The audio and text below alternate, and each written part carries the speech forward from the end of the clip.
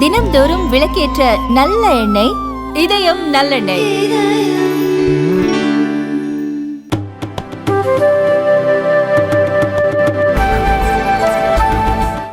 அனைத்திந்திய அண்ணா திராவிட முன்னேற்றக் கழகத்தை 50 ஆண்டு காலத்திற்கு மேலாக அரசியல் உலகில் அழைத்து வந்து இந்திய நாடாளுமன்ற சரித்திரத்தில் ஒரு மாநில கட்சி 3வது பெரிய இடத்தை பிடிக்குமா என்று கேட்கிற அளவிற்கு பிடித்து காட்டிய மகத்தான தலைவி புரட்சி தலைவி அம்மா அவர்கள் இந்த இயக்கத்தை அழைத்து வந்து 50 ஆண்டு காலத்திற்கு மேலாக என்று சொன்னால், சோதனையான இந்த காலகட்டத்தில் அம்மாவுடைய மறைவுக்கு பிறகு அனைத்திந்திய அண்ணா திராவிட முன்னேற்றக் கழகம் இருக்குமா அல்லது இருக்காதா என்கிற 1000 சந்தேகங்கள் 1000 ஆருடங்கள் எழுப்பப்பட்ட நிலையிலே அனைத்திந்திய அண்ணா திராவிட முன்னேற்றக் கழகத்தை தூக்கி நிறுத்திய ஆற்றல் மிகுந்த தலைவராக உருவாகி நிற்கிறவர் ஒரு சாதாரண தொண்டன்.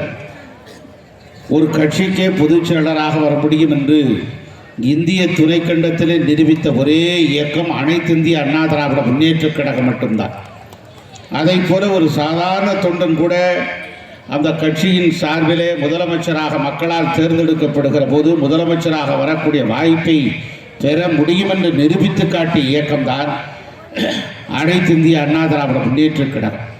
அப்படி கழகத்தினுடைய பொதுச் செயலாளராகவும் ஆட்சி தாங்கிய முதலமைச்சராகவும் திகழ்ந்து நேற்றைய முதல்வராகவும் இன்றைய எதிர்க்கட்சி தலைவராகவும் மிக விரைவிலேயே நாளை முதல்வராகவும் வர இருக்கின்ற அருமையர் எடப்பாடியார் அவர்களுடைய அற்புதமான பணிகளை எல்லாம் ஏற்று அண்ணா திராவிட முன்னேற்றக் கழகம் 80க்கு மேற்பட்ட மாவட்ட கழகங்கள் நிர்வாக ரீதியிலே பிரிக்கப்பட்டு சீரிய முறையிலே செம்மாந்து செயல்பட்டாலும் 2 தொகுதிகளை உள்ளடக்கிய மாவட்டம், அதாவது குறிஞ்சிப்பாடியும் நெய்வேலி, அந்த 2 தொகுதிகளையும் உள்ளடக்கிய மாவட்டம் என்றாலும் கூட முதன்மையான மாவட்ட கழகமாக தன்னிகரை முன்னிறுத்துகின்ற கடப்படியில் எப்போதும் சோர்ந்து போகாத ஒரு மாவட்டம், தடமாறாத மாவட்டம், சோரம் போகாத மாவட்டம், தடுமாறாத மாவட்டம் என்கிற அளவிலே முதன்மையான மாவட்ட கழகம் என்று சொன்னால் என்னை பொறுத்த மாத்திரத்தில் நான் கடலூர் தெற்கு மாவட்ட கழகத்தை தான், உங்களுடைய மாவட்டத்தை தான் நான் பரிந்துரைப்பேன் என்கிற அளவிற்கு மிக சிறந்த முறையில் 2 தினங்களுக்கு முன்பாக கழகத்தினுடைய பொதுச் செயலாளர் அருமை அண்ணன் புரட்சி தமிழர் எடப்பாடியார் வருகிறது. எந்த இடத்தில் தன்னுடைய அரசியல் பயணத்தை புரட்சி தலைவி அம்மா அவர்கள் தொடங்கினார்கள் என்று சொன்னால் கடலூரில் தான் முதலாக தன்னுடைய அரசியல் வாழ்க்கையை தொடங்கினார்.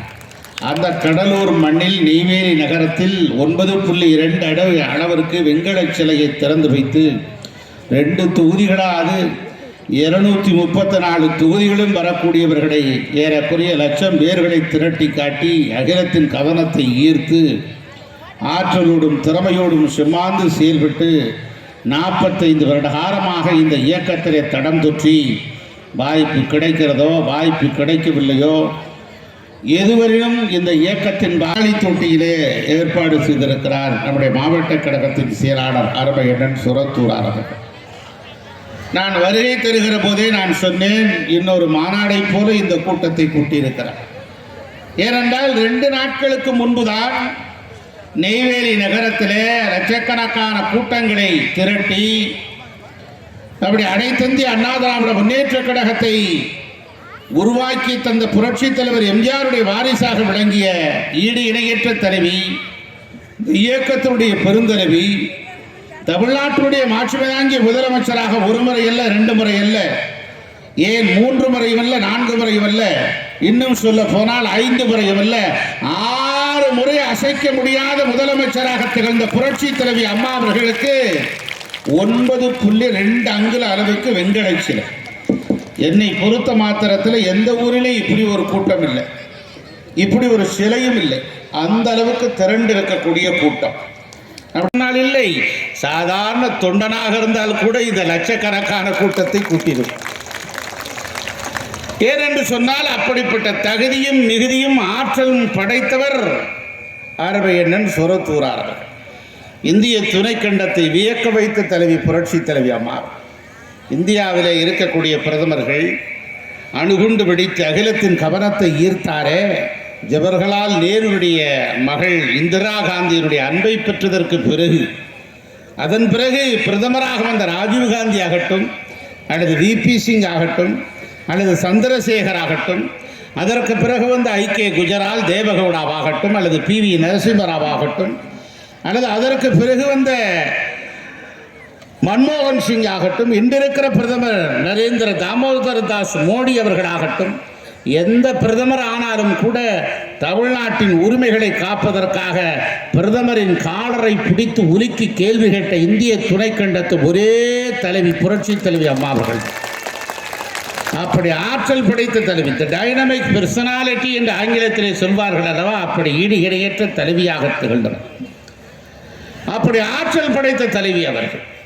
அப்படி ஆற்றல் படைத்த தலைவி என்ற காரணத்தினால்தான் இந்தியாவில் இருக்கக்கூடிய அரசியல் தலைநகரம் டெல்லிக்கு ஒரு மாநில தலைவர் டெல்லிக்கு போகிறார் என்று சொன்னால் ஒரே தலைவர் தான், ஒரே தலைவிதான், அவர் புரட்சி தலைவி அம்மா அவர்கள் மாத்திரம்தான். அவருக்குத்தான் இன்னைக்கு 76வது பிறந்த நாள். அவருக்குத்தான் இன்று நெய்வேலி நகரத்தில் 2 நாட்களுக்கு முன்பு பிரம்மாண்டமான லட்சக்கணக்கான கூட்டத்தை கூட்டி ஒரு மாநாட்டை போல நடத்தி காட்டினார். நானும் மாவட்ட செயலாளர் வருகிற போது பாபு அவர்கள் செல்போனில் காட்டினார். பார்த்தீங்களா எவ்வளோ கூட்டம், மேலேருந்து கிரேன்லேருந்து எடுத்து காட்டுகிற போது, டிராவல்லேருந்து எடுத்து காட்டுகிற போது வியப்பாக இருந்தது எங்களை பார்க்கிற போது. இவ்வளோ கூட்டமா, அடே அப்பா. அதாவது இதுக்கெல்லாம் ஒரு கொடுப்பினை வேணும்னு கிராமத்தில் சொல்வாங்க. இதுக்கு உண்மையிலேயே அப்படிப்பட்ட கொடுப்பினை அண்ணன் சொரத்தூராருக்கு இருக்கிறது. அவர் மூலமாக இந்த இயக்கத்திற்கு அது கிடைக்கிறது. எப்படி காலகட்டம் ஆட்சியில் இருக்கிற போது ஆணை, சேனை, ஆல், அம்பு, கோட்டை, கொத்தளம், கொடிமரம் இருக்கும். ஆட்சித் தலைவர்கள் ஓடி விடுவார்கள். மாவட்ட கண்காணிப்பாளர் சூப்பர்டென்ட் ஆஃப் போலீஸ் வருவார். அமைச்சராக இருந்தால் எனக்கு 7 mm பிஸ்டலோடு காத்திருக்கக்கூடிய ஒரு PSO 3 பேர் இருப்பார்கள். மூத்த IAS அதிகாரிகளிலிருந்து தலைமைச் செயலாளர் வரைக்கும் ஓடோடி வருவார்கள். நாங்கள் உத்தரவிட்டால் பணியை செய்வதற்கு காத்து கொண்டிருப்பார்கள். 24 மணி நேரமும் தமிழ்நாடு முழுவதும் அத்தனை அரசு அதிகாரிகளும், நான் பள்ளிக்கல்வி அமைச்சராக இருந்தேன் என்று சொன்னால் அத்தனை அதிகாரிகளும் காத்து கொண்டிருப்பார்கள். அது அரசாங்கத்தில் இருக்கிறது. ஆனால் இப்போது யார் இருக்கிறார்கள்? நாம் கூப்பிட்டால் ஆட்சித்தலைவர் வருவாரா? நாம் கூப்பிட்டால் சூப்பர்டென்ட் ஆஃப் போலீஸ் வருவாரா? நாம் கூப்பிட்டால் ஏட்டையாக கூட வரமாட்டார். இப்படிப்பட்ட நேரத்தில் லட்சக்கணக்கான கூட்டத்தை தொண்டர்களுடைய தயவிலே, உடன்பிறப்புகளுடைய அன்பிலே உள்ளன்போடு கூட்டியிருக்கிறார்கள் என்று சொன்னால் அவர்தான் தலைவர், அவர்தான் மாவட்ட செயலாளராக உருவாக்கியிருக்கிற அருமை சகோதரர் அண்ணன் சொரத்தூரார். இதையெல்லாம் நான் ஏன் இதற்கு பெருமையோடு சொல்லுகிறேன் என்று சொன்னால், அம்மாவுடைய பிறந்த நாள் விழாவில் நான் இதை பார்க்கிறேன். பசுமை வழி சாலையிலிருந்து அண்ணன் எடப்பாடியார் 1 மணிக்கு கிளம்பினார். 1 மணிக்கு மதியானம் கிளம்பினார். எத்தனை மணிக்கு வந்தார் தெரியுமா? 6 மணிக்கு வந்தார். 5 மணி நேரம். மெட்ராஸிலிருந்து நம்முடைய நெய்வேலிக்கு வருவதற்கு 3 மணி நேரம். 6 மணி நேரம், 6.5 மணி நேரம் அவர் மிதந்து வருகிறது. அவருடைய கார் வழியெங்கும் வரவேற்பு அவருக்கு கொடுக்கிறார்கள்.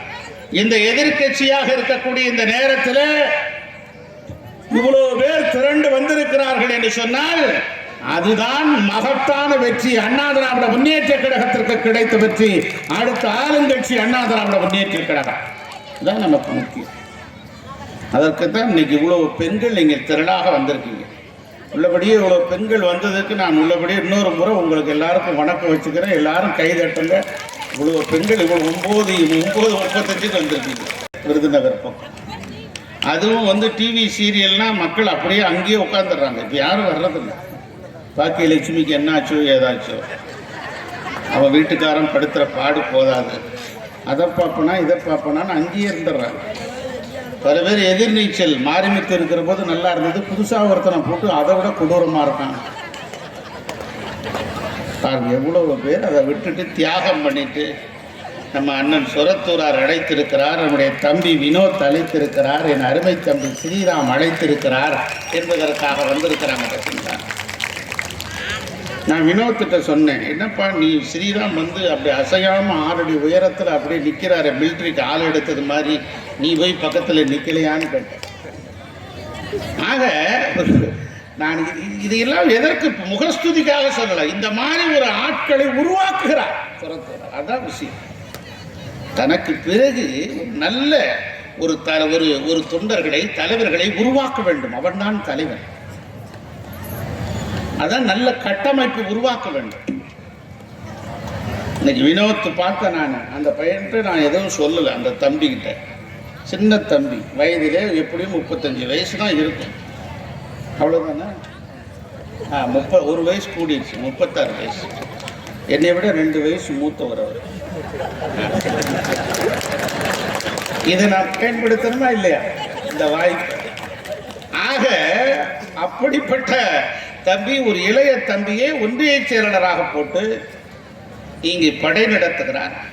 ஸ்ரீராம் ஊராட்சி மன்ற தலைவர், அப்படியோட படை நடத்துகிறார். நாங்கள் ஒரு காலத்தில் வருகிற போது கோவிந்தராஜ், நம்ம பழனிசாமி, இங்கே இருக்கக்கூடிய நம்முடைய பாபு, அவங்கெல்லாம் பாபு இன்னைக்கு அப்படியே இருக்கார். பழனிசாமி பார்த்தா துடிப்பு மிகுந்தவர்.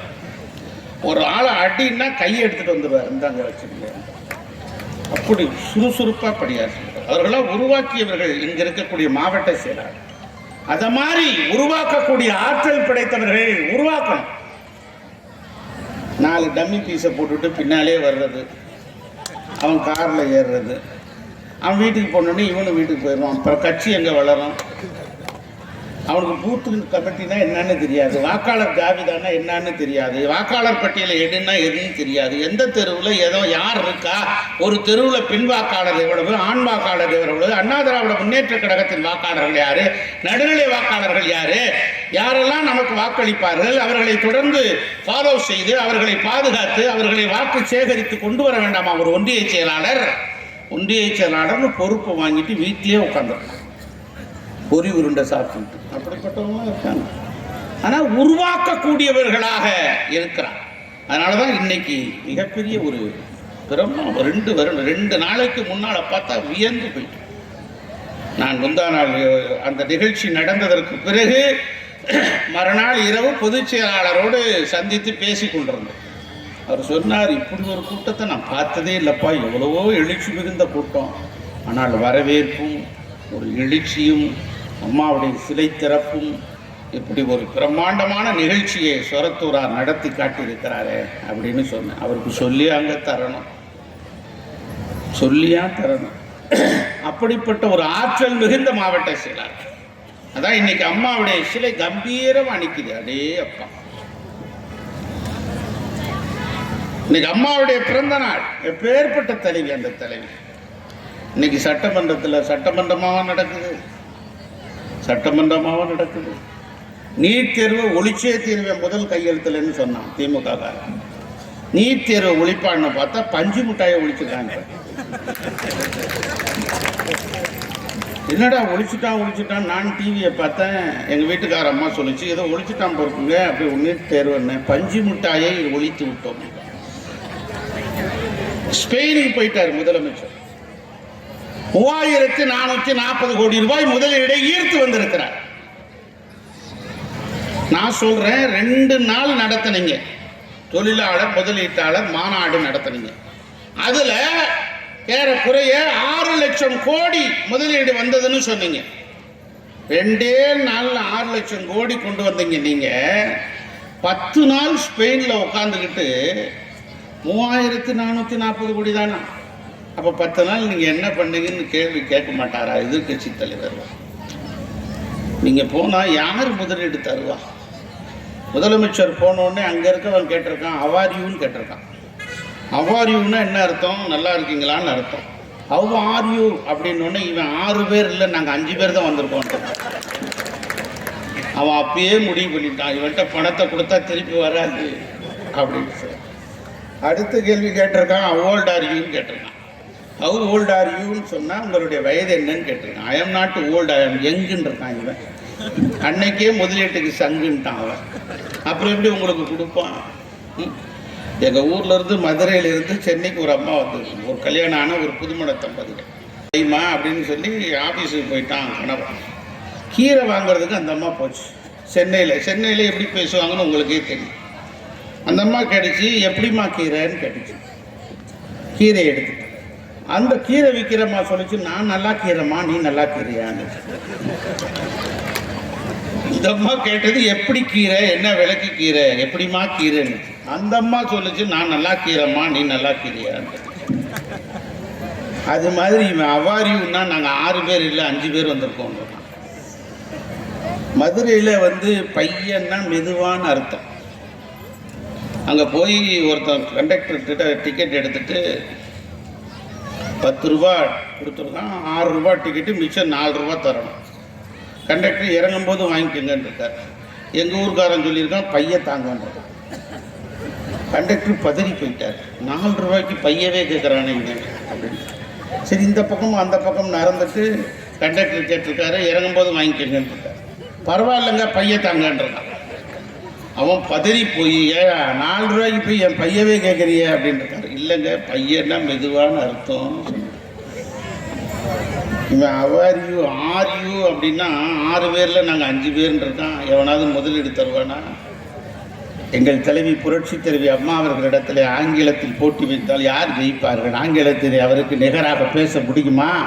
ஆற்றல் படைத்த தலைவி அல்லவா, 8 மொழிகள் பேசிய தலைவி அல்லவா, எல்லோரையும் வியக்க வைத்த தலைவி அல்லவா. அதனாலதான் இன்னைக்கு அம்மாவுடைய பெரும்புகழை கொண்டாடி கொண்டிருக்கிறோம். எந்த நேரத்தில்? எதிர்க்கட்சி.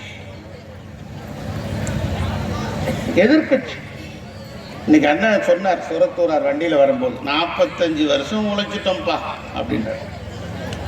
நான் ஒரு கவிதை எழுதினேன். ஓடிக்கொண்டே இருக்கும் தண்ணீர் ஆறாகிறது, உறங்கிக் கொண்டே இருக்கும் தண்ணீர் சேராகிறது. ஓடிக்கொண்டே இருக்கணும். இதயம் இருக்கு, இயங்கிக்கிட்டே இருக்கு. எவ்வளோ நாள் நான் இயங்க முடியும்? ஒரு அரை மணி நேரம் லீவ் கொடுங்கன்னு கேட்டதுன்னா, இதயம் கேட்டதுன்னா என்ன செய்யும்? சொல்ற ஆளுக்கெல்லாம் சொல்லி விட்டுருவார் பழனிசாமி.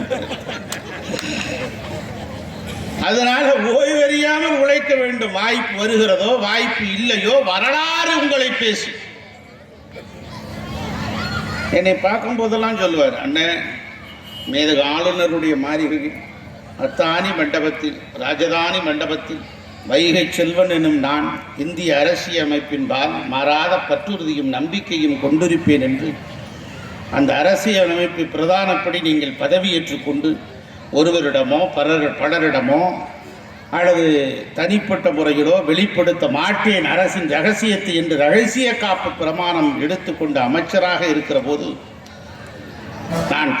நான் மகிழ்ச்சி அடைந்திருக்கிறேன். நான் அமைச்சராக இருந்திருந்தால் இந்த இயக்கத்தில் எவ்வளவு மகிழ்ச்சியோடு இருந்திருக்கும் என்று சொன்னார். அமைச்சர் ஆனவர்களை விட அமைச்சர் ஆகாத அவரே சிறப்பு பெற்றவராக எல்லோரும் 1 லட்சம் பேர் திரண்டிருக்கிறார்கள் என்று சொன்னால் அதுதானே சிறப்பு. எங்கள் அப்பா என்னை எல்லா கூட்டத்துக்கும் இது மாதிரி கூட்டிட்டு போவார். பார் எப்படி பேசுகிறார் நாவலர், எப்படி பேசுகிறார் அண்ணன் காளிமுத்து, எப்படி பேசுகிறார் நாவுக்கரசர், எப்படி காட்டுவார் போய். இது மாதிரி 10 மணிக்கெல்லாம் இப்போ 11 10 10:30 முடிஞ்சிருது. நம்ம என்ன பண்ணுறோம்? அப்போ 12 மணி ஆகும். வீட்டில் வந்தோடனே அப்போ பழைய ஹோட்டல்கள்லாம் இப்போ மாதிரி கிடையாது. வீட்டில் எங்கள் அம்மா சாப்பாடு வைக்கும்போது சொல்லுவாங்க எங்கள் அப்பா கிட்ட, நீ தான் அரசியல்னு கெட்டு போயிட்ட, பையனையும் கெடுத்துறாதுங்க அப்படின்னு. நான் அமைச்சரானோடனே எங்கள் அம்மா சொன்னாங்க, பரவாயில்லை அவங்க அப்பா நல்லா தான் உன்னை வளர்த்துருக்காருன்னு. இது எதற்கு சொல்கிறோம்னு சொன்னால், இந்த வாய்ப்பை தருகிற இயக்கம் அண்ணா திராவிட முன்னேற்ற கழகம். இதை தந்தவர்கள் புரட்சித் தலைவர் எம்ஜிஆரும் புரட்சித் தலைவர் அம்மா அவர்கள். அதான் விஷயம், அதானே சிறப்புக்குரிய விஷயம். அதைத்தானே நாம் பார்க்க வேண்டும். 32 மாதம் ஆச்சு திராவிட மாடல் ஆட்சின்னு சொல்றான். ஒருத்தருக்காவது இப்ப எம்ஆர்கே பன்னீர்செல்வத்தை கூப்பிட்டு, ஐயா நீங்க வேளாண் துறை அமைச்சர், 2.5 மணி நேரம் 3 மணி நேரம் புறநானூரை சொல்றதுக்கு புறான்னு சொல்லி அவன் ஸ்டாலினே பயந்து போய் புறநானூருக்கே புறாங்கிறானே, அகநானூருக்குன்னா என்ன செய்வானோ ஏது செய்வானோ, ஐயோ 50 காப்பியன்னா என்ன செய்வானோ ஏது செய்வானோ அப்படின்னு சொல்லி அலண்டு போய் மிரண்டு போயிட்டான். எம்ஆர்கே பேசுனதை பார்த்து, தோளில் விழுந்த தோகை மயிலாய், கோளில் சிறந்த குடிர்சாய் திங்கராய், உருக்கு உடைந்து வனக்கும் மலராய், சிறகுநீள் தத்தும் செங்கால் அன்னவாய், அமுத மொழிபகர் அழகின் பிம்பமாய், குமுத மலர்வழி கமலும் கருங்குடல் வாடும் எழிலாய், வசந்த குடிலாய் திகழும் தமிழ் அன்னையை போற்றி விடத்த சின்ன காஞ்சிபுரம் நடராஜன் அண்ணாதுரை என்று அழைக்கப்பட்ட பெருந்தகை அண்ணா அவர்கள் பேசிய மொழி வளர்த்த இயக்கம் இன்னைக்கு புறநானூருக்கு புறாங்கிறான். எம்ஆர்கே பன்னீர்செல்வம். அந்த எம்ஆர்கே பன்னீர்செல்வத்துக்கு திராவிட மாடல்னா சொல்ல தெரியுமா? Dravida model, who is Dravidan model please says mister MRK சொல்ல தெரியுமா? இதெல்லாம் எவனுக்கே தெரியும் அப்படின்ட்டு. திராவிட மாடல்னா எந்த அமைச்சருக்குமே தெரியல. அவன் உதயநிதி சனாதானம்னு சொன்னான். சனாதானம்னா என்ன அர்த்தம்? சனாதானம்னா உதயநிதி சொல்றாருன்னு துரைமுருகன்ட்ட கேட்டாங்க. துரைமுருகன் சொன்னார், அன்னதானமா சேகர் பாபுட்ட கேளுங்கன்னு தப்பிச்சு ஓடிட்டார். அப்படிப்பட்ட ஒன்று தான். அதாவது ஒரு பள்ளிக்கூடத்தில் ஒரு வாத்தியார் விசிட்டுக்கு போயிருக்காரு. ஏய்வோ எல்லா வகுப்புலையும் அப்படியே பாடம் நடத்திட்டே இருந்திருக்கான். ஒரு வகுப்பில் வாத்தியார் ரொம்ப உற்சாகமாக நடத்திட்டு இருந்திருக்காரு. ஆகா நல்லா நடத்துகிறாரு, பையங்களும் கைதட்டுறானுங்களேன்னு உள்ளே போய் என்ன சார் நடத்துகிறீங்க, ரொம்ப உற்சாகமாக பசங்க இருக்காங்களேன்னு. அவர் சொன்னார், ராமாயணம் நடத்துகிறேன் சார், நான் தமிழாசிரியர், என் வகுப்பிலே ராமாயணம் நடத்துகிறேன். உடனே ராமாயணத்துலேருந்து கேள்வி கேட்கட்டாங்க. ஓகே சொன்ன உடனே வாத்தியார் சொன்னார், சார் நல்லா கேள்வி கேளுங்க, எங்கள் பையன் அவ்வளோ உடனே டக்கு டக்கு டக்குன்னு பதில் சொல்லுவாங்க. உடனே வாத்தியார் என்ன சொன்னார், வில்ல உடைச்சது யாருப்பான்னு. வில்ல உடைச்சது யாருன்னு ராமன்னு சொல்லணும். உடனே வில்ல உடைச்சது யாருப்பான்னு ஒரு பையனை எழுப்பி கேட்டார். அவன் கையை கட்டிட்டு, சத்தியமா நான் இல்லை சார். என்னடா அது, வில்ல உடைச்சது யாருன்னு கேட்டால் சத்தியமா நான் இல்லைங்கிறான். ராமாயணம் நடத்துனாங்க, இது கூட தெரியலையேன்னு வாத்தியாரை பார்த்தார். வாத்தியார் சொன்னார், சார் அந்த பையன் நல்ல பையன், அப்படியெல்லாம் உடைக்க மாட்டான் சார். என்னடா பையனும் இப்படி இருக்கான், வாத்தியார் இப்படி இருக்காரு அப்படின்னு சொல்லி நேர ஹெட்மாஸ்டருக்கு போனார். சார் என்ன சார் ராமாயணம் பாடம் நடத்துகிறாங்க, வில்ல உடைச்சது யாருன்னு கேட்டால் சத்தியமாக நான் இல்லைங்கிறான், வாத்தியாரும் அப்படி பண்ணலாம் உடைக்க மாட்டான் சார், நல்ல பையங்கிறான், என்ன சார் அர்த்தம்? ஹெட்மாஸ்டர் சொன்னார், சார் 2 நாள் டைம் கொடுங்க, எவன் உடைச்சான்னு கண்டுபிடிச்சி ரிப்போர்ட் அனுப்புகிறேன் சார். பள்ளிக்கூடமே இப்படி இருக்கு அப்படின்னு சொல்லி நேர டிஓட்ட போனார். டிஓட்ட போன உடனே டிஓ தெரியும் இந்த ஏஓ ஏதாவது சின்சியரான ஆளாச்சு, என்ன ஓய் இவ்வளோ தூரம் வந்திருக்காரு வேர்க்க விறுவிறுத்தன். என்னங்க இப்படி ஒரு பள்ளிக்கூடத்துக்கு போனேன், ராமாயணம் பாடம் நடத்திட்டு இருந்தான், வில்ல உடைச்சது யாருன்னு கேட்டால் பையன் இப்படி சொல்கிறான், வாத்தியார் இப்படி சொல்கிறான், அதோட ஹெட்மாஸ்டர் இப்படி சொல்கிறாரு, என்னங்க அர்த்தம்? வில்ல உடைச்சது யாருன்னு தெரியலையங்க அப்படின்னு. உடனே டிஓ சொன்னாரியோ பேசாம, இந்த காலத்தில் வேறு சாமான் எதையா ஸ்ட்ராங்காக இருக்குது, உடஞ்சிச்சுன்னா பெருசு படுத்தாதியா விட்டுருயா. பையன் அப்படி இப்படி தான் இருப்பான், சின்ன பையன் கீழே போட்டு உடைச்சிருப்பான், உடஞ்சிருச்சுன்னா உடஞ்ச லிஸ்ட்டில் சேர்த்துக்கேன்ட்டு தலையே சுற்றிடுச்சு. வீட்டுக்கு வந்துட்டு ஏண்டா இந்த வம்புன்னு சொல்லி காப்பி குடிக்கும்போது அப்போ தான் வீட்டுக்கார அம்மா கேட்டேன், என்னங்க கவலையோடு இருக்கீங்க? ஒன்றும் இல்லை, இது ஒரு விசிட்டுக்கு போனேன், ராமாயணம் நடத்திட்டு இருந்தான், வில்ல உடைச்சது யாருன்னு கேட்டால் சத்தியமாக நான் இல்லைங்கிறான், அந்த வாத்தியார் அப்படிலாம் உடைக்க மாட்டான் சார், நல்ல பையங்கிறான், ஹெட்மாஸ்டர் 2 நாள் டைம் கொடுங்க, எவன் உடைச்சான்னு கண்டுபிடிச்சி ரிப்போர்ட் அனுப்புறேங்கிறான், டிஓ என்னையும் சத்தம் போடுறாரு. அந்தம்மா சொல்லிச்சு, என்ன வில்ல உடைச்சது யாருன்னு தெரியாதா, இது கூட தெரியாதா, சாதாரண பதில் தானே, யாருமா வில்ல உடைச்சதுன்னு கேட்டேன். நம்ம ராமசாமி படையாச்சு தானே வில்ல உடைச்சாருன்னு. அவர் எங்க அங்கே வந்தாருன்னா, அந்த ஊரில் ராமாயணம் நாடகம் நடக்கும்போது ராமனா வேடம் போட்டவர் ராமசாமி படையாச்சார், அவர் தான் வில்ல உடைக்குது. இந்த அம்மாவுக்கு ராமன்னு தெரியல, நம்ம படையாச்சார் உடைச்சிட்டாரு அப்படின்னு. அது மாதிரி தான் திராவிட மாடல்லாம் எவனுக்காவது சொல்ல தெரியுமா? ஒரு அமைச்சர்களுக்காவது சொல்ல தெரியுமா? திராவிட மாடல் ஆட்சின்னு சொல்லிக்கிட்டு ஊரெல்லாம் ஏமாற்றிக்கிட்டு எங்கு பார்த்தாலும் போய் கொண்டிருக்கிறார்கள். இது நியாயமா அடுக்குமா என்கிற கேள்வியைத்தான் எல்லா இடங்களிலும் கேட்கிறோம். நிதி இருக்கிறீர்களா? நாட்டு மக்களுக்கு ஒதுக்கி இருக்கீங்களா? நாய் இனப்பெருக்கம் செய்யக்கூடாதுன்னு 20 கோடி ரூபா ஒதுக்கியிருக்கான் பழனிசாமி. நாய் இனப்பெருக்கம் செய்யக்கூடாதுன்னு 20 கோடி ஒதுக்கியிருக்கான். அதான் நான் சொன்னேன், இது 50 வருஷத்துக்கு முன்னால் கோபாலபுரத்தில் ஒதுக்கியிருந்தா எங்களுக்கு வேலையை சுரத்துறார், அவர் வேலையை பார்த்துருப்பார், நான் என் வேலை பேராசிரியராக இருந்து அந்த வேலையை பார்த்துருப்பேன். இந்த பாருங்க எம்பிஎஸ் எல்லாம் அவர் விருதுநகரில் செந்தில்குமாரில் படித்தவர், அங்கேயே இருந்திருப்பார். அதை செஞ்சுருக்கலாம், அதை ஒதுக்கி இருக்கலாம். 100 ரேஷன் கார்டு வச்சுருக்கான். பேனா வைக்க போகிறானாம், பேனா கடற்கரையில் கருணாநிதி எழுதின பேனா வைக்கிறானா 80 கோடி ரூபாய். அந்த பேனாவை பார்த்தா தூரமாக பார்த்தா நாதஸ்வரம் மாதிரியே தெரியுது. அந்த பேனாவாவது ஒழுங்காக வைக்கடா அப்படின்னு சென்னையில் அதாவது முதல்ல ஒரு சர்க்குலர் அனுப்பினான். என்ன அனுப்புனான்னா, ஒரு வீட்டில் 80ஆவது நம்பர் இருக்குன்னு வச்சுங்களேன், கிரவுண்ட் ஃப்ளோர் தரைத்தளம், ஃபர்ஸ்ட் ஃப்ளோரு, செகண்ட் ஃப்ளோர், 3 வீடு இருக்காங்க. 3 பேரும் அவங்க கீழே அப்பா அம்மா இருக்காங்க. முதல் மாடியில் மூத்த பையன் இருக்கான், 2வது மாடியில் 2வது பையன் இருக்கான். இப்போ நம்பர் 1 தான், ஒரே வீட்டு நம்பர் தான், வீட்டு எண். இபி கனெக்ஷன் 3 இடத்துல இருக்கு, 3 பாக்ஸ் இருக்கு. இவன் ஒரே பாக்ஸை மாற்றுங்கிறான், ஒரே கனெக்ஷனை கொடுங்குறான், அதோட ஆதாரோட இணைடாங்கிறான். ஏண்டா 3 பேர் இருக்கான், 3 குடும்பம், ஒரே பாக்ஸாக வச்சு ஒரே கனெக்ஷனாக வச்சு அவன் மல்லு கட்டி சண்டை போட்டு உருளவா? முதலமைச்சராக இருந்த புரட்சி தலைவி அம்மா அவர்கள் நாங்கள் அமைச்சராக இருக்கிற போது அமைச்சரவையிலே சொல்லுவார், இந்த மாதிரி பிரச்சனைகள் வந்தால் கனெக்ஷன் கொடுக்க சொல்லுங்க, அதனால எந்த பிரச்சனையும் இல்லை, ஒரு குடும்பம் தானே இருக்காங்க, அதனால நம்ம கொடுக்கலாம், இது மனிதாபிமானத்தோடு அணுக வேண்டும் என்று சொன்னவர் புரட்சி தலைவி அம்மா அவர்கள். இவன் சொல்றான் 3 கனெக்ஷன் இருக்கக்கூடாது, அதை 3 ஒன்னாக்குங்கிறான். நான் கேட்டேன் முதலமைச்சர் ஸ்டாலினை பார்த்து, உங்க அப்பா 3 கனெக்ஷன் வச்சிருந்தார், நான் இபி கனெக்ஷனை சொல்றேன், நாங்கள் ஏதாவது 3 இனிமேல் ஒன்னாக்கிறீங்கன்னு சொன்னோமா?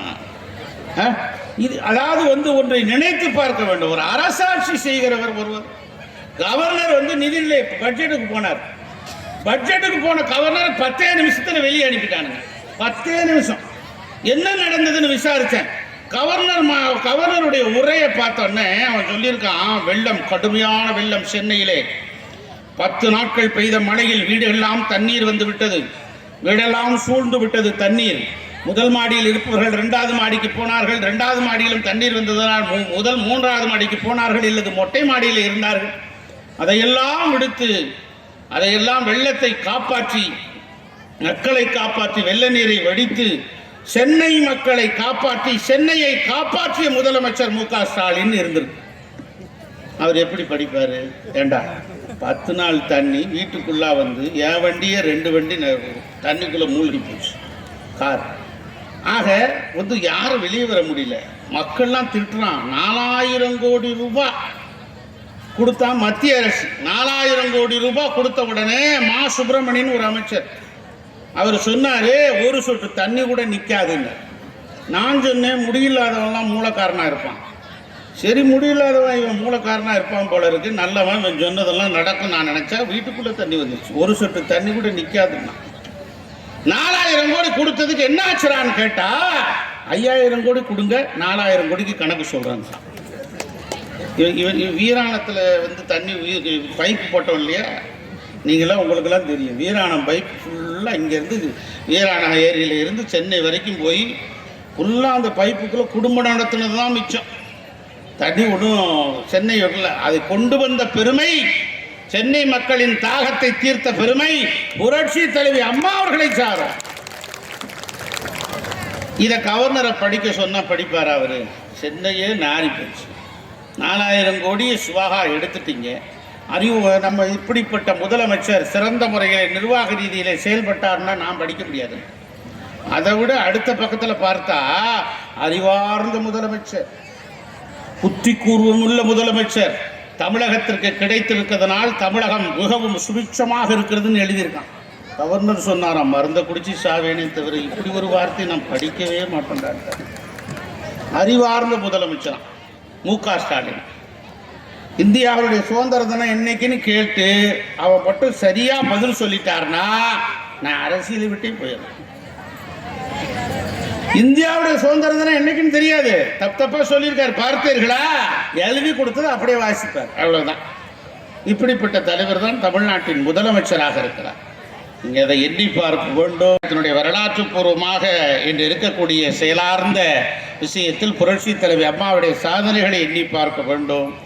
7.5% அருமையான எடப்பாடியார் அவர்கள் தந்திருக்கிறார்கள் என்று சொன்னால், அதன் மூலமாக நீட் தேர்வை ஒழிக்க முடியாது, உச்சநீதிமன்றம் வரை வழக்கு தொடுத்தார். உச்சநீதிமன்றம் வரை வழக்கு தொடுத்த நிலையிலே அதுவும் தீர்ப்பு வரவில்லை. மத்திய அரசை நாடினார், அதற்கும் பதிலில்லை. ஆகவே மேதக ஆளுநர், அப்போது ஆளுநர் பன்வாரிலால் புரோஹித் கையெழுத்து போட முடியாது என்று சொன்ன நிலையிலேயே ஒரு முதலமைச்சரே அரசாணையை வெளியிட்டு 7.5% தந்து வருடந்தோறும் 2000 மாணவர்கள் மருத்துவராக முடியும் என்று நிரூபித்தது அண்ணா திராவிட முன்னேற்ற கழகம், அண்ணன் எடப்பாடியார். இது மாதிரி ஒரு சாதனையாவது சொல்லுங்க பார்ப்போம். திமுக ஒரு சாதனையாவது சொல்லுங்க பார்ப்போம். அம்மா அவர்கள் கொண்டு வந்த இங்கே சொன்னார், நம்முடைய அருமை தம்பி வினோத் சொன்னார், நீங்கள் சீட்டெல்லாம் எடுத்துட்டு திமுக காரன் வர்றான், திமுக காரன் வர்ற நேரத்தில் நீங்கள் கேட்கணும், தாலிக்கு தங்கம் இல்லை, அம்மா தந்தாங்களே தாலிக்கு தங்கம், இல்லை. சைக்கிள் பெண்களுக்கு தந்தார்கள், இல்லை. லேப்டாப் திட்டம், மாணவர்களுடைய இதயம் லேப்டாப் லேப்டாப் லேப்டாப்னு நம்ம இதயம் ஒலிக்குது. மாணவர்களுடைய இதயம் லேப்டாப் லேப்டாப் என்று புரட்சி தலைவி அம்மாவுடைய பெருமை பேசி அந்த லேப்டாப் திட்டம் இல்லை. உத்தரப்பிரதேச மாநிலத்தினுடைய முதலமைச்சராக இருந்த அகிலேஷ் யாதவ் சொன்னார், நான் முதலமைச்சர் ஆனேன் என்று சொன்னால் அதற்கு காரணம் லேப்டாப் தருவேன் என்று என்னுடைய தேர்தல் அறிக்கையே நான் முதலமைச்சராக என்னை ஆக்கியது, அதற்கு காரணம் புரட்சி தலைவி அம்மா அவர்கள் என்று உத்தரப்பிரதேச மாநிலத்தின் முதலமைச்சர் அகிலேஷ் யாதவ் சொல்லி இருக்கிறார். அப்படிப்பட்ட ஒரு திட்டத்தை கிடப்பில் போட்டான். இல்லை, இன்னைக்கு அண்ணன் எடப்பாடியார் அவர்கள் மீண்டும் முதலமைச்சராக வேண்டும். வருகிற நாடாளுமன்ற தேர்தலில் நாம் வெற்றி சரித்திரம் படைக்க வேண்டும். அப்படி படைக்கிற போதுதான் நாம் மீண்டும் என்னெல்லாம் நினைக்கிறோமோ நம்முடைய திட்டங்கள் அனைத்தையும் கொண்டு வர முடியும். ஆகவே இங்கே இருக்கிற தாய்மார்கள் அத்தனை பேரும் நாங்கள் இன்னொரு 10-15 நிமிடத்தில் உங்களுக்கு எல்லாம் நலத்திட்ட உதவிகள் தொடங்குகிற நிகழ்ச்சி தொடங்கும். நீங்கள் பொறுமையாக இருங்க. பொறுமையாக இருந்தீங்கன்னா இன்னொரு 10 நிமிடத்தில் முடித்துட்டு உங்களுடைய நலத்திட்டங்கள் வழங்கப்படும். அப்படி நலத்திட்டங்கள் வழங்குவதோடு மாத்திரமல்லாமல் நலத்திட்டங்களை தந்த அரசாக அண்ணா திராவிட முன்னேற்ற கழகத்தின் அரசு இருந்தது, அம்மாவுடைய அரசு. ஆனால் எடப்பாடியாருடைய அரசு அதை மீண்டும் தொடர வேண்டும் என்று சொன்னால் நீங்கள் செய்ய வேண்டியது இரட்டை இலை சின்னத்திற்கு வாக்களிக்க வேண்டும். அப்போதான் எங்களால் அந்த அதிகாரம் தருகிற போதுதான் மக்களுடைய இணைந்து இசைந்து ஏணியாக தோணியாக நின்று நாங்கள் களப்பணியாற்ற முடியும். அம்மா போன்ற ஒரு உத்தம தலைவியை, பெண்களுக்காக உழைத்த தலைவியை உலகத்தின் அரசியல் வரலாற்றிலே பார்க்க முடியாது. அதாவது ஒரு தாய் எப்படிப்பட்டவள் தெரியுமா? தன்னையே இழந்து விடும். ஒரு நெருப்பு வேணும்னா வெளிச்சம், ஒரு விளக்கை ஏற்றலாம். ஆனால் தானே நெருப்பாகி வெளிச்சத்தை தருகிறவள் தான் தாய். அதாவது ஒரு உண்மையான நிகழ்வு சம்பவம். கொடுங்கையூர்னு சென்னையில் அருகில் இருக்க ஒரு ஊர். அண்ணன் கூட கேட்டார், கொடுங்கையூர் எங்கே இருக்குன்னு கேட்டார். அந்த ஊரில் நடந்த நிகழ்வு. தாய் தந்தை அவருடைய 2 குழந்தைகள், 2 பையனுக்கும் இயற்கையிலேயே கண் பார்வை இல்லை. அப்படியே வளர்ந்தார்கள். ஒரு பையனுக்கு 10 வயசு, 2வது வயசு பையனுக்கு 8 வயசு. அம்மா எனக்கு கண் பார்வையே இல்லையம்மா, சின்ன பையன் சொல்கிறான். நான் என்னுடைய வாத்தியாரை பார்க்க முடியவில்லை, தாய் தந்தையை பார்க்க முடியவில்லை, என் அண்ணனை பார்க்க முடியவில்லை, சுற்றி இருக்கிறவர்களை பார்க்க முடியவில்லை, எல்லாம் இருட்டாக இருக்கிறது, இந்த உலகமே இருட்டா அம்மா, வெளிச்சமே இல்லையா, எங்களுக்கு இந்த கண்கள் பார்வை தெரியாதா, ஒளி தர முடியாதா என்று கண்ணீர் விட்டு கதறி ஒவ்வொரு நாளும் அழுகிறாள். தாய் அல்லவா, அவள் ஒவ்வொரு நாளும் துடிக்கிறாள், கதறுகிறாள், கண்ணீர் வடிக்கிறாள். அவருடைய தந்தை மேஸ்திரி, கட்டட மேஸ்திரி, பெங்களூருக்கு வேலைக்கு போய் 3 மாதத்துக்கு ஒரு தான் வருவார். ஒரு நாள் இரவெல்லாம் சாப்பிடாம தூங்கி விட்டான் சின்ன மகன். அவன் அழுது தூங்கி விட்டான். எனக்கு வேண்டாம் அம்மா, எனக்கு சாப்பாடு வேண்டாம், அறுசுவை உணவு வேண்டாம், அசைவ உணவு வேண்டாம், அல்லது அமுதே நீ ஊட்டினாலும் எனக்கு வேண்டாம், எனக்கெல்லாம் கண் பார்வை தான் வேண்டும் அம்மா, அதற்கு என்ன செய்ய வேண்டும்? படிக்காத தாய் அவள். என்ன செய்தால் தெரியுமா? மகனே, நீ நாளை பள்ளிக்கூடத்துக்கு போ, நீ வீட்டுக்கு வருகிற போது அன்று இரவே உனக்கு கண் பார்வை தருவதற்கு அறுவை சிகிச்சை செய்வதற்கு நான் ஏற்பாடு செய்கிறேன், அதற்கு மறுநாள் உன் கண் பார்வை தெரியும் என்று சொன்னான். படிக்காத தாய் என்ன செய்தால், ஒரு கடிதம் எழுதினால், அன்புள்ள கணவருக்கு வணக்கம், நம்முடைய மகன்கள் இருவருக்கும் இயற்கையிலேயே கண் பார்வை தெரியவில்லை, இறைவன் நம்மை துரோகம் செய்து விட்டான், வஞ்சித்து விட்டான், ஆனால் பெற்ற மனம் நமக்கு வருந்துகிறது, கண்ணீர் வெடிக்கிறது, கதறி துடிக்கிறது. ஆகவே பிள்ளைகளுக்காக நான் என்ன செய்ய வேண்டும்? நாம் எங்கெல்லாம் கண் மருத்துவமனைக்கு சென்று விட்டோம், கண்களை யாராவது தானம் செய்வார்களா என்று எனக்கு எதுவுமே தெரியவில்லை. நீங்களும் 3 மாதத்துக்கு ஒருக்க வேலைக்கு போய்விடுகிறீர்கள். வருகிற போதுதான் ஒரு வாரம் இருக்கு, 2-3 நாட்கள் தான் நீங்கள் இருக்க முடிகிறது. அந்த 2-3 நாட்களிலும் நீங்கள் உறங்குவதற்கும் தூங்குவதற்கும் உணவருந்துவதற்குமே சரியாகி விடுகிறது. இதற்காக எங்கு போக வேண்டும், யாரை பார்க்க வேண்டும், கண்களை மாற்றி அறுவை சிகிச்சை செய்ய வேண்டும் என்பது கூட எனக்கு தெரியவில்லை. ஆகவே நான் இந்த முடிவை எடுத்து விடுகிறேன், நான் தற்கொலை செய்து கொள்கிறேன். என் 2 கண்களையும், ஒரு கண்ணை மூத்த மகனுக்கும் இன்னொரு கண்ணை இளைய மகனுக்கும் தந்து விடுங்கள் என்று தற்கொலை செய்து கொண்டாள் தாய். அவ்வளோ பெரிய உணர்ச்சி, எனக்கு சொல்லவே முடியல, அழுகவர். தற்கொலை செய்து கொண்ட தாய் வீட்டிலே வைக்கப்பட்டிருக்கிறாள். மாலை அந்த பிள்ளைகள் வருகிறார்கள், கதறி துடிக்கிறார்கள். என்ன கொடுமை தெரியுமா நண்பர்களே, தாய்மார்களே, பெரியவர்களே? 2 கண்ணை கொண்டு பொருத்த வேண்டும் என்று எந்த நம்பிக்கையில் தற்கொலை செய்து கொண்டாலோ அந்த தாயின் கண்களை பொருத்த முடியாமலே போயிடுச்சு. வாய்ப்பில்லைன்னு டாக்டர்கள் மறுதளித்து விட்டார். ரொம்ப நேரம் ஆயிடுச்சு, தாமதமாக சொல்லிட்டீங்க, கண்கள் அது எடுப்பதற்கு வடிவில்லை என்று சொல்லிவிட்டார். எதற்காக உயிரை விட்டாலோ, எதற்காக பார்வை தன்னுடைய பிள்ளைகளுக்கு தெரிய வேண்டும் என்று கண்ணீர் வெடித்து கதறி எழுதி தன்னுடைய தற்கொலை செய்து கொண்டாலோ அது நிறைவேறாமல் போய்விட்டது. 2 பிள்ளைகளும் கண்ணீர் வெடித்து கதறி அழுதார்கள், துடித்தார்கள். அதை பார்த்தபோது நெஞ்சமும் கரைந்து போகும். இது எதற்கு சொல்கிறேன் என்று சொன்னால், ஒரு தாயின் உணர்வுபூர்வமான எண்ணத்தை, ஒரு தாய் எதையும் செய்வார். இங்கே வந்திருக்கிறீங்களே பெண்கள், தாய்மார்கள், என்னுடைய தந்தை, என்னுடைய தாய்கள், என்னுடைய சகோதரிகள், அத்தனை பேரும் நீங்கள் வருகை தந்திருக்கிறீர்களே, நீங்கள் தன்னுடைய பிள்ளைகளுக்காகவும் உணர்வுபூர்வமாகவும் இருக்கிறவர்கள். அப்படிப்பட்ட தாயாகத்தான் தமிழ்நாட்டை வழிநடத்திய தலைவி, புரட்சி தலைவி அம்மா, ஈடு இணையற்ற தலைவி புரட்சி தலைவி அம்மா. இதுக்கெல்லாம் நீங்கள் நல்ல பலத்தை கைதட்டலாம், ஒன்றும் எந்த பிரச்சனையும் வராது. கைதட்டுனா 100 வயசு வரைக்கும் வாழலாம். அப்படி உங்களால் முடியலன்னா முன்னால் இருக்கவங்க முதுக தட்டுங்க, போகாமையாவது இருப்பாங்க. அவங்களும் சுறுசுறுப்பாக இருப்பாங்க, நீங்களும் கொஞ்சம் நல்லா இருப்பீங்க. ஆக அப்படிப்பட்ட தலைவி நம்முடைய தமிழ்நாட்டுக்கு கிடைத்தார். எப்பயாவது சட்ட ஒழுங்கு சரிந்து போயிருக்கிறத பார்த்தீங்களா?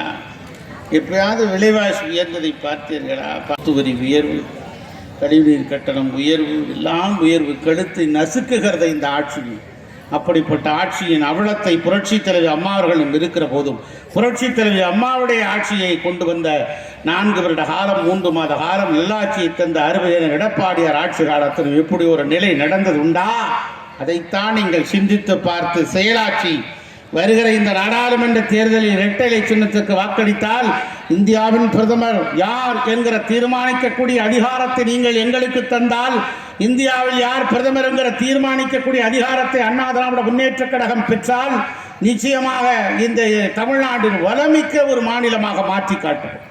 1998 இந்தியாவின் பிரதமர் யார் என்கிற தீர்மானிக்கக்கூடிய அதிகாரத்தை புரட்சி தலைவி அம்மா அவர்கள் பெற்றார்கள். அப்போது சில கருத்து வேறுபாடு காரணமாக பிரச்சனை எழுந்துவிட்டது. மீண்டும் அந்த வாய்ப்பை நீங்கள் தருகிற போது மகத்தான ஒரு ஒளிமயமான எதிர்காலத்தை நீங்கள் தருவீர்கள்.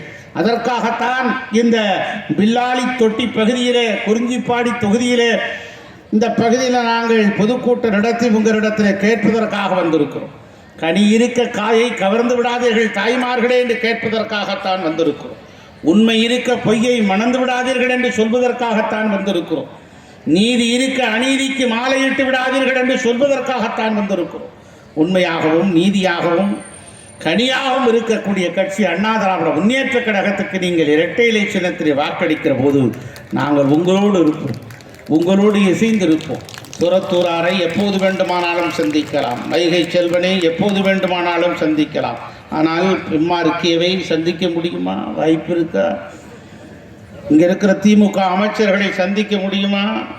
குறுநில மன்னர்கள் போல் இருக்கிறவர்களை எளிய எளிய மக்கள் பார்க்க முடியுமா? ஜனநாயகத்தின் இறுதி எஜமானர்கள் வாக்காளர்கள் அல்லவா நீங்கள்? ஜனநாயகத்தின் இறுதி எஜமானர்களாக இருக்கிற நீங்கள் யாரை தேர்ந்தெடுக்க வேண்டும்? உங்களுக்காக உழைப்பவரை, உங்களுக்காக ஓடோடி வருகிறவரை, உங்களோடு இருக்கிறவரை நீங்கள் தேர்ந்தெடுக்க வேண்டும். அதுதான் அண்ணா திராவிட முன்னேற்ற கழகம். ஆக நாடாளுமன்ற தேர்தலில் நல்ல தீர்ப்பை தாருங்கள் என்று கேட்டு புரட்சி தலைவி அம்மாவுடைய பெரும்புகழை காப்போம், எம்ஜிஆரின் புகழை காப்போம், அண்ணன் எடப்பாடியாருடைய ஆட்சி மலர்வதற்கு நீங்கள் துணையாக இருக்க வேண்டும் என்று கேட்டு விடைபெறுகிறேன். வணக்கம்.